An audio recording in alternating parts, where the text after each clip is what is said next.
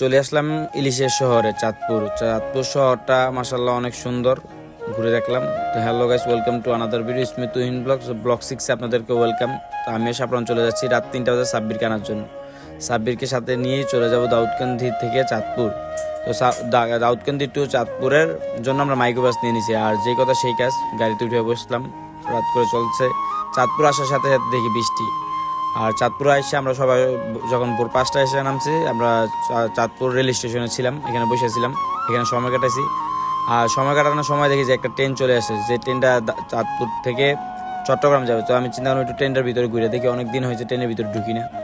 So যখন ঢুকছি ভিতরে, তখন দেখা যাচ্ছে ট্রেন ছেড়ে যাচ্ছে। তো তাড়াহুড়া করে ট্রেন থেকে বের হয়ে যেতেছি। আর আমরা এখন চাঁদপুরের সকালের ভিউটা দেখি।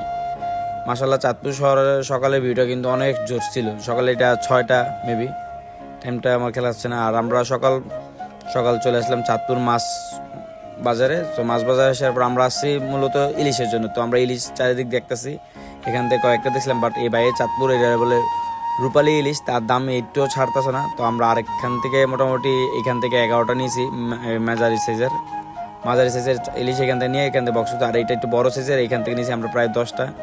নেওয়ার পর এখন বক্স করে চলে এসেছি গাড়িতে। গাড়ি থেকে বক্সগুলো নিয়ে গাড়িতে উঠে চলে যাবো দাউদকান্দিতে, কারণ আবার টাইমে টাইমে যায় আমাদের বাসায় যায় বুঝতে হবে। আর আলহামদুলিল্লাহ, যারা আমার ভিডিও পছন্দ করেন অবশ্যই লাইক আর কমেন্ট শেয়ার করে আমাকে সাপোর্ট করবেন। আল্লাহ হাফেজ, টাটা।